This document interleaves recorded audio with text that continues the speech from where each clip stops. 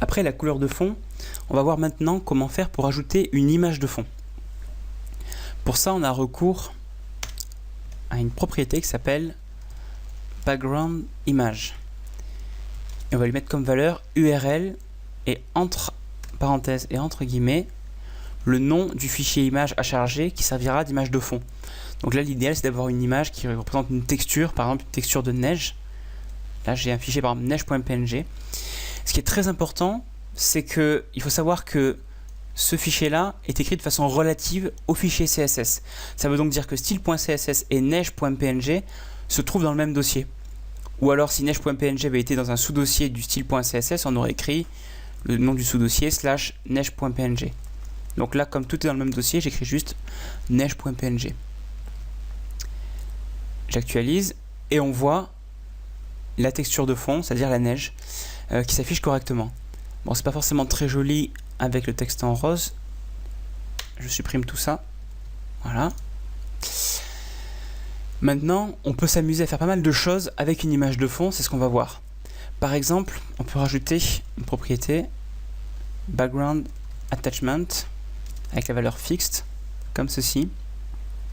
Alors ça change rien a priori sur une page comme ça, mais quand elle contient beaucoup de texte, on va voir ce que ça donne.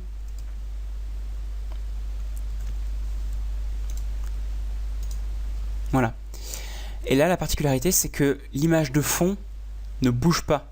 On a l'impression que le texte bouge par-dessus l'image de fond. Alors je vais l'enlever pour vous montrer ce que ça donne.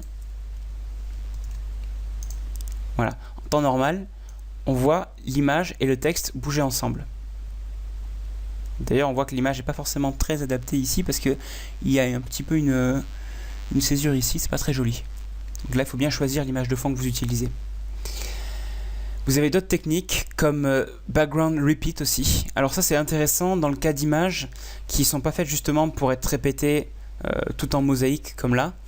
Je vais rajouter par exemple une image soleil.png qui représente juste le soleil. Et quand je fais ça, voilà, j'ai le soleil répété plein de fois.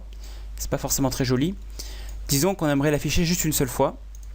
Dans ce cas-là, on va faire background repeat, no repeat. Ça veut dire ne répète pas l'image de fond en mosaïque. Et là, l'image apparaît juste ici.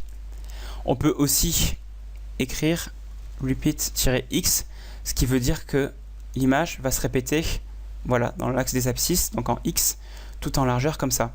Ou encore, on peut demander à l'image de se répéter verticalement avec repeat y. Hop, ici.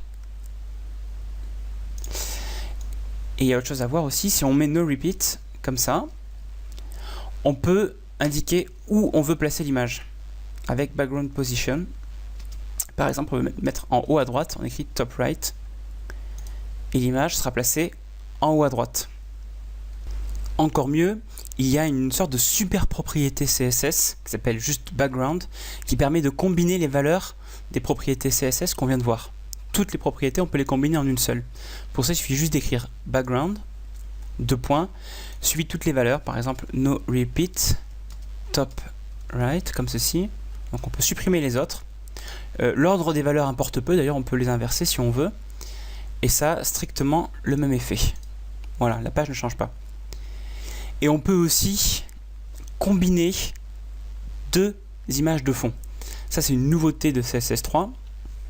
Pour ça, on va devoir écrire virgule et ensuite le nom de l'autre image de fond sur laquelle on veut travailler. Par exemple, on va mettre notre neige.png. Voilà. Hop. Et voilà. Et là, on a le soleil et la neige en même temps. Et on peut même faire en sorte, par exemple, que juste le soleil reste en position fixée, ce qui donnera ceci.